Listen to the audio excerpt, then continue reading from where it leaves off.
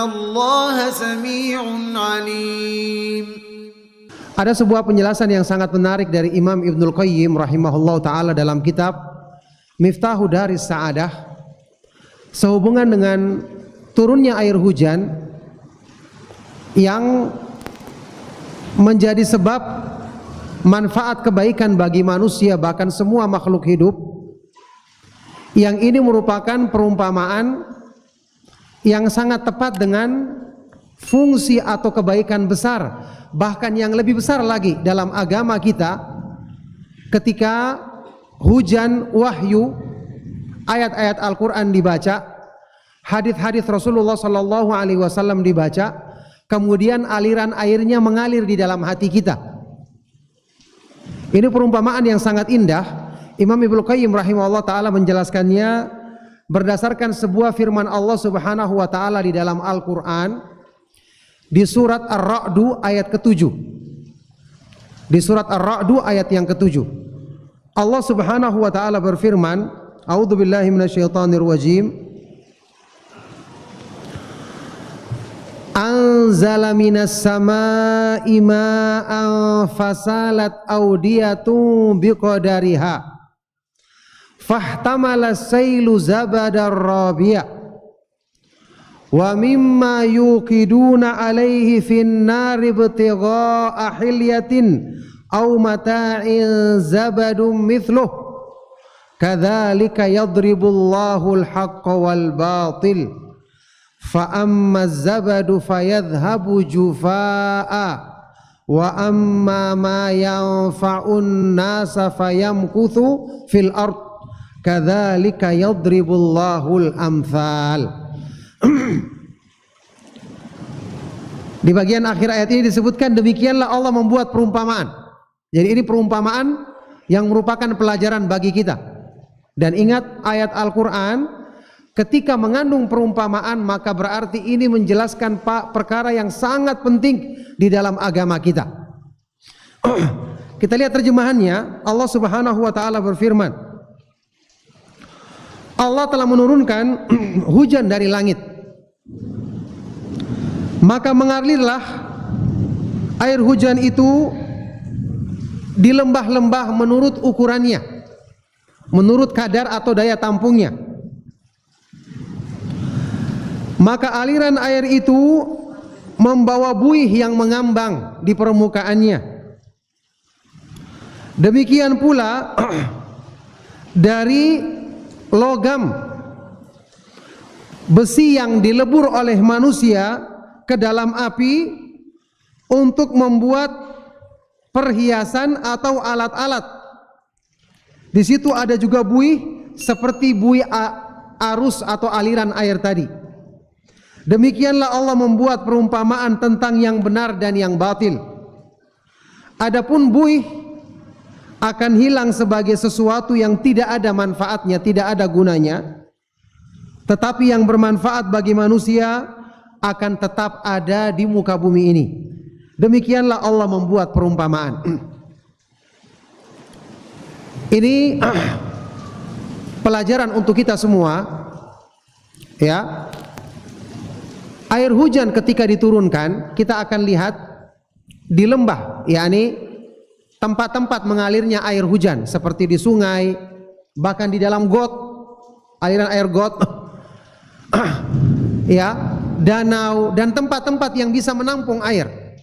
Kita akan lihat akan terbentuk aliran sesuai dengan besarnya daya tampung masing-masing dari lembah tersebut. Dan ketika aliran semakin kuat, maka akan ada buih yang mengambang di permukaannya. Buih ini ibaratnya adalah sesuatu yang kotoran yang akan dibuang, ya.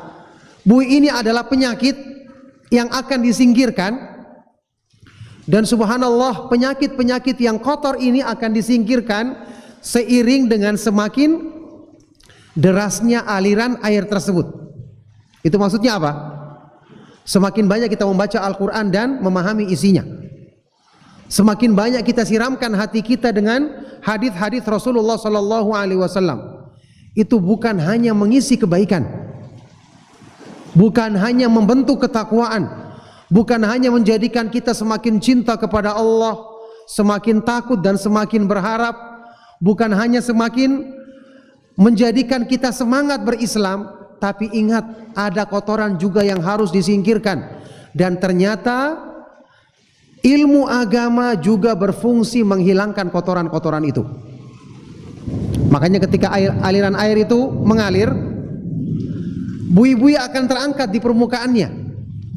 Dan semakin jauh aliran, kita akan lihat semakin banyak kotoran-kotoran di samping kiri dan di kanan aliran tersebut. Makanya Allah membuat perumpamaan di akhir ayat ini. Allah berfirman, fa'ammaz zabadu fayadhhabu jufaa'a. Adapun buih atau kotoran, dia akan tersingkir. Tidak akan ada manfaatnya. Akan tersingkir sebagai sesuatu yang tidak berguna. Sedangkan aliran air yang jernih, yang bening, ini yang akan, karena ini bermanfaat bagi manusia, maka dia yang akan menetap di muka bumi. Oleh karena itu, kalau kita ingin membersihkan hati kita dari kotoran penyakit hati, tidak ikhlas, tidak khusyuk dalam sholat, tidak takut kepada Allah, terlalu berlebihan mencintai dunia, tidak cinta kepada akhirat, ini semua penyakit besar. Untuk menghilangkannya harus dengan pertolongan Allah, harus dengan berdoa meminta kepada Allah, kemudian dengan sebab mengaliri hati kita dengan aliran air wahyu, belajar agama, membaca ayat Al-Quran dan memahami isinya, dan juga membaca hadits-hadits Rasulullah SAW serta memahami kandungannya. Sudah pernah kita sebutkan beberapa kali hadis yang sahih yang diriwayatkan oleh Imam Al-Bukhari dan Muslim dari sahabat yang mulia Abu Musa Al-Asy'ari radhiyallahu taala anhu, Rasulullah sallallahu alaihi wasallam bersabda, "Inna mathala ma ba'athani Allahu bihi minal huda wal ilmi kamathali ghaithin asaba ardon." Sesungguhnya perumpamaan atau permisalan dari petunjuk yang diturunkan oleh Allah Subhanahu wa taala kepadaku adalah seperti perumpamaan hujan yang baik yang diturunkan di muka bumi ini.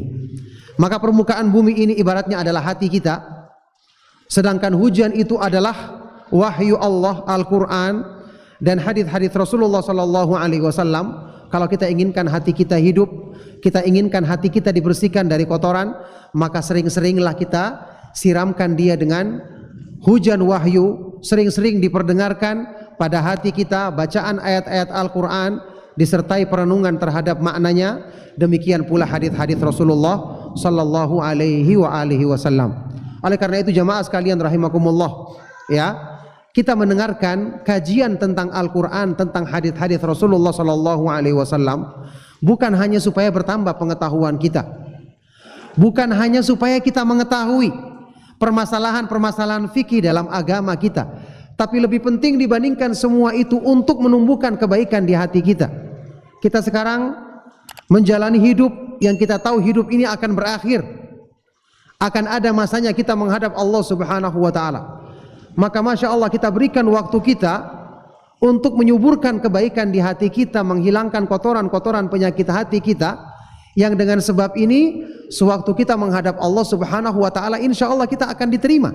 Karena Allah Subhanahu wa taala berfirman di dalam Al-Qur'an, "Yauma la yanfa'u malu wala banun illa man atallaha biqalbin salim." Pada hari kiamat nanti tidak bermanfaat orang yang datang membawa harta maupun anak-anak keturunan, kecuali orang yang datang menghadap Allah dengan membawa hati yang bersih. Semoga Allah Subhanahu wa taala menjadikan kita termasuk golongan orang-orang yang bisa memperbaiki hatinya, membersihkan lahir dan batinnya dengan petunjuk yang diturunkan oleh Allah Subhanahu wa taala kepada nabi kita yang mulia Nabi Muhammad sallallahu alaihi wasallam.